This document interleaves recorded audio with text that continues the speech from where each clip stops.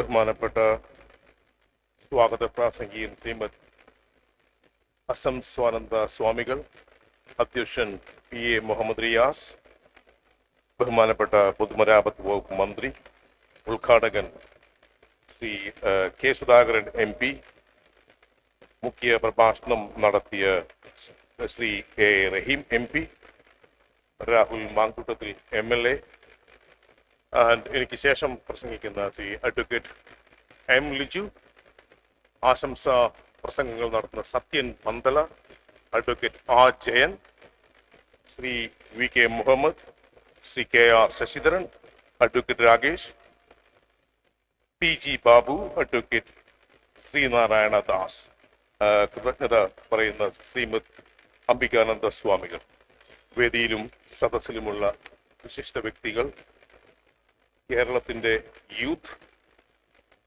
ഈ പ്രത്യേക ദിവസം എന്നെ ഈ പ്രസംഗത്തിലേക്ക് ഈ വേദിയെ അഡ്രസ് ചെയ്യാൻ ഇൻവൈറ്റ് ചെയ്ത എല്ലാ ആളുകൾക്കും എൻ്റെ ഹൃദയത്തിൻ്റെ ഭാഷയിൽ ആദ്യം തന്നെ ഞാൻ നന്ദി പറയുന്നു. ഞാൻ വളരെ ചെറുപ്പത്തിൽ കേരളം വിട്ടയാളാണ്. 18-19 വയസ്സിൽ ഞാൻ കേരളം വിട്ടയാളാണ്. ഞാൻ മനസ്സിലാക്കിയ ശ്രീനാരായണ ഗുരു, he was a philosopher, a spiritual leader and a social reformer in India.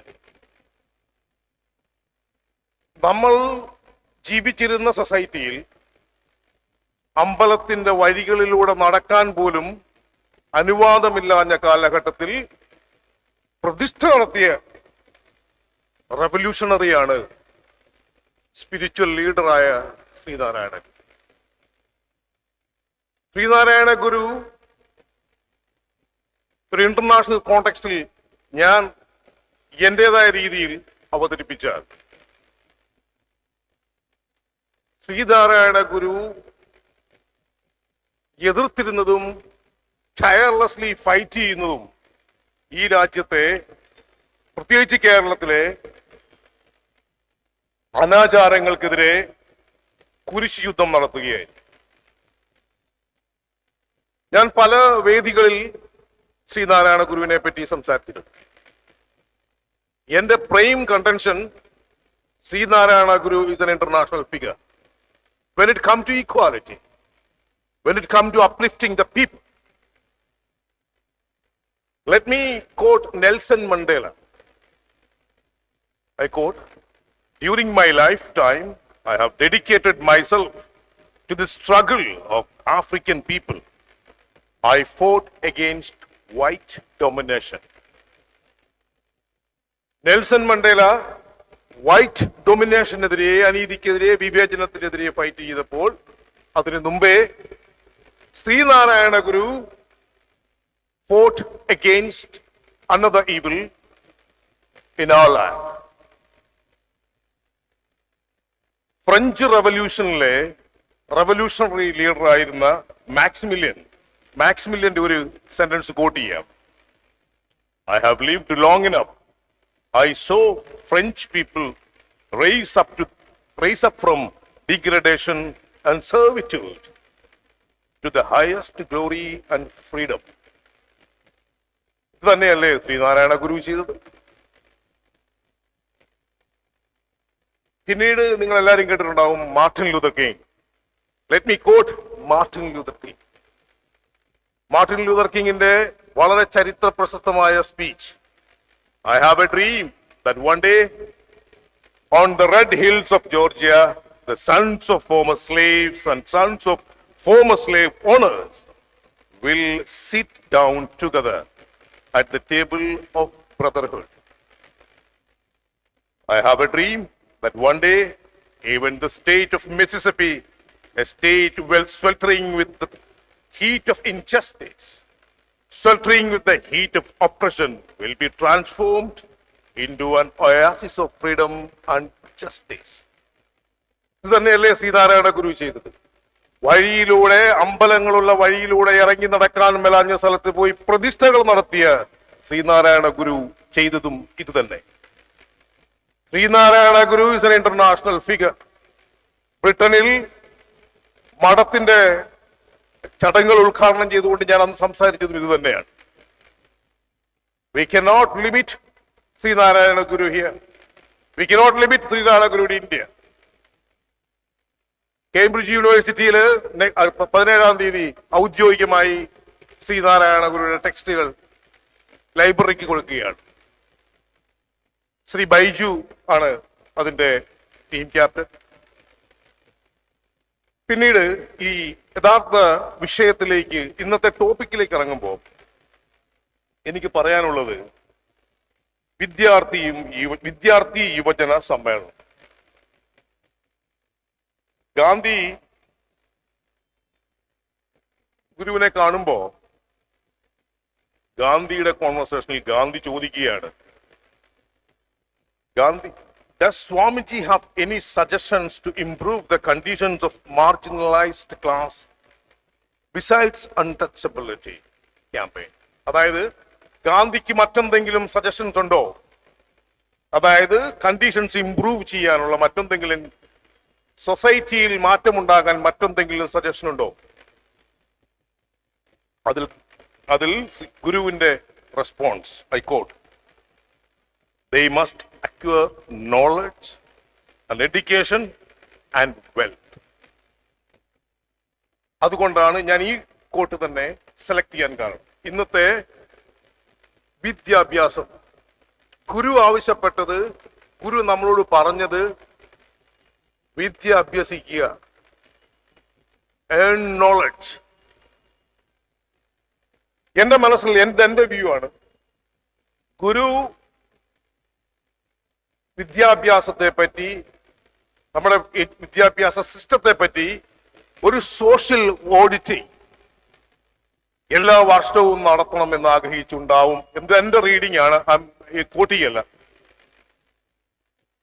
നമ്മൾ അതേ രീതിയിൽ ഒന്ന് കോട്ട് ചെയ്താൽ ഇന്നത്തെ യൂത്തിന്റെ അവസ്ഥ എന്താണ്? നിങ്ങൾ പലർക്കും അറിയാം, ഞാൻ ബ്രിട്ടനിൽ ക്രിമിനൽ ലോ പ്രാക്ടീസ് ചെയ്യുന്ന വക്കീലാണ്. നമ്മുടെ ഈ കൊല്ലത്ത് നിന്ന ആളുകളെ ഞാൻ ജാമ്യത്തിൽ എടുത്തിട്ടുണ്ട് പോലീസ് സ്റ്റേഷനിൽ. നമ്മുടെ യൂത്ത് എന്തുകൊണ്ടാണ് കളം വിടുന്നത്? ഞാൻ ജോലിക്ക് വേണ്ടി ബ്രിട്ടനിൽ പോയ ആളാണ്. ആ സ്റ്റാൻഡ് പോയിന്റിൽ നിന്നുകൊണ്ട് തന്നെയാണ് ഞാൻ സംസാരിക്കുന്നത്. യൂത്തായിട്ടല്ല ഞാൻ പോയത്. നിലവിൽ നിൽക്കുന്ന വിദ്യാഭ്യാസ ഇൻസ്റ്റിറ്റ്യൂഷൻ, വിദ്യാഭ്യാസ സിസ്റ്റത്തിൽ they have lost the trust and faith in the system. Sreenarayana ഗുരു നമ്മളോട് ആവശ്യപ്പെട്ടത് വിദ്യാഭ്യാസം ഉണ്ടാകുക, അറിവ് നേടുക. ശ്രീനാരായണ ഗുരു ഒരു കാരണവശാലും ഇന്റന്റ് ചെയ്തിട്ടുണ്ടാവില്ല, you go to Britain or you go to Canada or you go to America and gain knowledge from they. ഞാനിങ്ങനെ വരുന്ന വഴിക്ക് എൻ്റെ Aparna Raj, she sitting here with you, ഞാൻ ചോദിച്ചു എന്തുകൊണ്ടാണ് ഷീസ് വർക്കിംഗ് ഇൻ ഹൈദരാബാദ്. ഞാൻ ചോദിച്ചു എന്തുകൊണ്ടാണ് ഹൈദരാബാദിന് പോയത്. എന്നോട് counter answer was shocking. So how can I live in this state? Is there any prospect in living? What safety we have here? ഇത് ഒരു സ്റ്റേറ്റിനെ, ഇത് നമ്മുടെ സിസ്റ്റത്തിനെയാണ് ഞാൻ ക്രിട്ടിസൈസ് ചെയ്യുന്നത്. ഇത് ഗുരു ആവശ്യപ്പെട്ടത് ഇത് തന്നെയാണ്. സോഷ്യൽ ഓഡിറ്റിങ്ങിന് വിധേയമാക്കപ്പെടണം. നമ്മുടെ കഴിഞ്ഞ അവധിക്ക് ഞാൻ വന്നപ്പോ 7500 പിള്ളേരാണ് ഒറ്റ ദിവസം, one day they left India, left Kerala.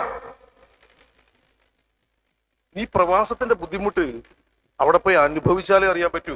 ഇതിന്റെ ട്രോമ. വരുമ്പം സൂട്ടും കോട്ടും നല്ല ഷർട്ടും ഒക്കെ ഇട്ടാണ് വരുന്നത്. I am in my late 40s. അനുഭവിക്കുന്നത് എന്തുകൊണ്ടാണ് നമ്മളെ യുവതയെ തള്ളിപ്പുറത്തേക്ക് വിടുന്നത്? Why can't we have a system here? Why our system is not equipped? Why our system is not reviving and reinventing themselves? നമ്മളിപ്പോ എവിടെയാണോ അവിടെ തന്നെ. ഞാൻ കോട്ടയത്ത് കരിപ്പുത്രയിൽ പഠിച്ചത് ഒരു സർക്കാർ സ്കൂളിലാണ്. ഞാനന്ന് പഠിക്കുമ്പോൾ 75 പേരാണ് 10ാം ക്ലാസ്സിൽ ജയിച്ചത്, SLC എഴുതിയത്. ഇന്ന് ആ സ്കൂൾ മൊത്തത്തിൽ 75 പിള്ളേരില്ല. എന്തുകൊണ്ടാണ്? നമ്മുടെ പബ്ലിക് സെക്ടറിൽ വെൽഫെയർ സിസ്റ്റത്തിൽ ജനങ്ങൾക്ക് വിശ്വാസമില്ലാതെയായി. കഴിഞ്ഞ പ്രാവശ്യം ഞാൻ വരുമ്പോ ഏറ്റുമാനൂർ വണ്ടി നിർത്തുന്നു, ഒരു ആള് വണ്ടിയുടെ മുമ്പിലേക്ക് പെട്ടെന്ന് he put himself to the front of the car. ഒരു വലിയ പോസ്റ്റർ ഉണ്ട് അദ്ദേഹത്തിന്റെ. ആ പോസ്റ്ററിൽ അദ്ദേഹം എഴുതിയിരിക്കുകയാണ്, എന്റെ ഭാര്യ ഹോസ്പിറ്റലിലാണ്, ഐ നീഡ് സം ഹെൽപ്പ്, എനിക്ക് പൈസ വേണം. ഒന്ന് ആലോചിച്ച് നോക്കണം, നമ്മുടെ യൂത്ത് എങ്ങനെ കളം വിടാതിരിക്കും? സ്വന്തം ഭാര്യയെ ആശുപത്രിയിൽ ട്രീറ്റ്മെന്റ് ചെയ്യാൻ പെരുവഴിയിൽ നിന്ന് തെണ്ടേണ്ട വരുന്ന ഒരു അവസ്ഥ ആർക്കുണ്ടാവും? ഇവിടെ നിൽക്കാൻ ആര് നിൽക്കും? എനിക്ക് 3 മക്കളുണ്ട്. ബ്രിട്ടനിൽ എനിക്ക് 3 പ്രസവം മൗടിയായിരുന്നു വൈഫിന്റെ. ഇവിടെയാണ് ആദ്യത്തെ പ്രസവത്തിൽ ഞാൻ ബാങ്ക്രപ്റ്റ് ആയി പോവും, പാപ്പറായി പോവും. ഈ സിസ്റ്റമാണ് റീഇൻവെന്റ് ചെയ്യപ്പെട്ടത്, പെടേണ്ടത്. നമ്മുടെ ഡ്രഗ് സിസ്റ്റത്തെ പറ്റി പറഞ്ഞു. ഞാൻ ചെയ്യുന്ന കേസുകൾ UK ഏതാണ്ട് ഒരു 80% ഡ്രഗ് റിലേറ്റഡ് കേസുകളാണ്. നമ്മുടെ സിസ്റ്റം ഇസ് കംപ്ലീറ്റ് ഫെയിലിയർ. നമുക്കതിനുള്ള റിസോഴ്സസ് ഇല്ല. ഈ രാജ്യത്ത് ഡ്രഗ് പോലീസുകാരെ കുറ്റം പറഞ്ഞിട്ടോ സ്റ്റേറ്റിനെ കുറ്റം പറഞ്ഞിട്ടോ ഒന്നും ഒരു കാര്യവുമില്ല. We do not have resources to address the issue. Drug addict ആവുന്ന ആൾക്ക് അഡ്വൈസ് കൊടുത്താൽ ഉണ്ടാകില്ല. You need resources to address the issue. വിദ്യാഭ്യാസ മേഖലയിൽ യുവജനങ്ങളിൽ പോയ കോൺഫിഡൻസ് റിവൈവ് ചെയ്യപ്പെടണം. എന്റെ ഉറച്ച് നിങ്ങൾ പലരും ആരെങ്കിലുമൊക്കെ UK-ക്കും അമേരിക്കയ്ക്കും ഒക്കെ പോകണം ഓർത്തിരിക്കുന്നവരാന്ന് എനിക്കറിയാം. എന്റെ അഡ്വൈസ് ഇത്രേ മാത്രമേ ഉള്ളൂ.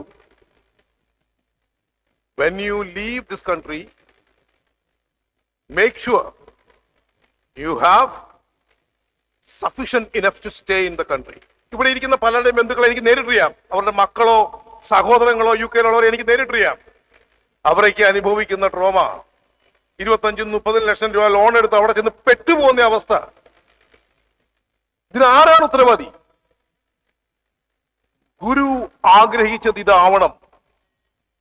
ഈ ഓഡിറ്റിംഗ് നടന്നിരിക്കണം. ഈ ഓഡിറ്റിംഗ് നടക്കുന്നില്ല. വിദ്യാർത്ഥികൾ കിട്ടുന്ന വണ്ടി കയറുന്ന ആടുവിടുകയാണ്.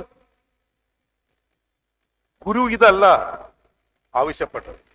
വിദ്യ, earn knowledge, and by which you have to establish where you are.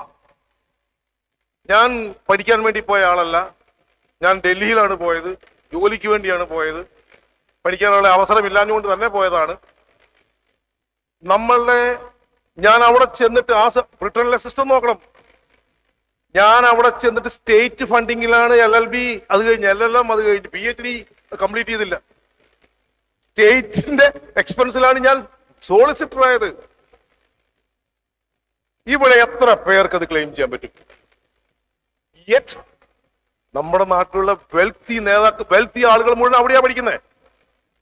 നമ്മുടെ പാവം കുഞ്ഞുങ്ങൾ 10 സെന്റും 15 സെന്റും ലോൺ എടുത്തിട്ട് ആ ലോൺ കൊടുക്കാൻ അങ്ങോട്ട് ചെല്ലും. അവിടെ ചെന്നിട്ട് അവർ അനുഭവിക്കുന്ന ട്രോമ, ഈ 20, 21, 22 വയസ്സിൽ അവർ അനുഭവിക്കുന്ന trauma, that will destroy even the development of the child. Police സ്റ്റേഷനിലൊക്കെ കുട്ടികൾ നമ്മളോട് പറയുന്ന കേൾക്കുമ്പോൾ കരയാൻ മാത്രമേ, അവരുടെ കൂടെ കരയാൻ മാത്രമേ പറ്റൂ. എന്തുകൊണ്ടാണ് ഇത് സംഭവിക്കുന്നത്? ഇതുപോലെ ഇത്രയും vast number of forced migration of youth, ഇതിനെ അഡ്രസ് ചെയ്യാനല്ലേ ഗുരു ആവശ്യപ്പെട്ടത്? ഇത് അഡ്രസ് ചെയ്യല്ലേ നമ്മൾ ചെയ്യേണ്ടത്? ഒരു കാര്യം ഞാൻ തീർത്തു പറയുന്നു, youth, if you don't take the control, you are in crisis. എനിക്ക് 47 വയസ്സായി. ഇവിടെ വേദിയിൽ ഇരിക്കുന്ന പലർക്കും ഏതാണ്ടൊക്കെ ആ ഏജ് ഗ്രൂപ്പിന് മേലുള്ളവരുമാണ്. But you have a life to live. ഈ വിഷയം അഡ്രസ് ചെയ്തില്ലെങ്കിൽ, കൺട്രോൾ ചെയ്തില്ലെങ്കിൽ ഈ രാജ്യത്തൊരു മനുഷ്യൻ കാണില്ല. സകല ആളുകൾ ടച്ച് പോകും. എന്നോടൊരു ഒരു മദർ ഇവിടെ ഇരിക്കുന്ന ഒരാളിനോട് പറഞ്ഞാണ്, മകള് ലോൺ എടുത്ത് പോയി, അവിടെ ചെന്ന് കൊച്ചിന് ജോലി കിട്ടിയില്ല, ബാങ്കുകാർ നോട്ടീസ് അടിച്ചുകൊണ്ടിരിക്കുകയാണ്, വീട് ജപ്തി ചെയ്യാല്ലാതെ മറ്റൊരു മാർഗമില്ല. ആ ആൾക്ക് എങ്ങനെ പഠിക്കാൻ പറ്റും? എത്രയോ കേസുകൾ എനിക്ക് നേരിട്ടറിയാം. ഇവിടുത്തെ വിദ്യാഭ്യാസ മേഖല കൃത്യമായി റീഇൻവെന്റ് ചെയ്യപ്പെട്ടില്ലെങ്കിൽ ഗുരുതരമായ അപകടത്തിലേക്കാണ് നമ്മുടെ നാട് നീങ്ങുന്നത്. ബ്രിട്ടനിൽ ഇവിടുന്ന് ബാങ്കുകാർ ലോൺ കൊടുത്തു വിടുകയാണ്. ഞാൻ ബാങ്കുകാരെ കുറ്റം പറയുകയല്ല കേട്ടോ, അവർക്ക് ബിസിനസ്സാണ്. ഇവർക്കിത് റീപേ ചെയ്യാനുള്ള കപ്പാസിറ്റി ഉണ്ടോ എന്നുള്ളത് പോലും അന്വേഷിക്കാതെ കൊടുത്തു വിടുകയാണ്. എന്റെ ഒരു അസസ്മെന്റ് ഇതാണ്, ഇൻ 10 years ടൈം നമ്മുടെ നാട് will move to a bank recovery mode. അപ്പം ഇത് ഞാൻ പറയാൻ ഉദ്ദേശിക്കുന്നത്, നമ്മുടെ നാട്ടിൽ നമ്മുടെ യൂത്തിന് നമ്മുടെ സിസ്റ്റത്തിൽ കൃത്യമായ കോൺഫിഡൻസും ട്രസ്റ്റും ഇല്ലെങ്കിൽ they will be forced to leave or flee the country. You have to take the leadership to control the system. Otherwise, your future is in crisis. On that note, thank you very much. എന്നെ ഈ പരിപാടിയിലേക്ക് വിളിച്ചതിനും പ്രസംഗിക്കാനുള്ള അവസരം തന്നതിനും thank you very much. Thank you.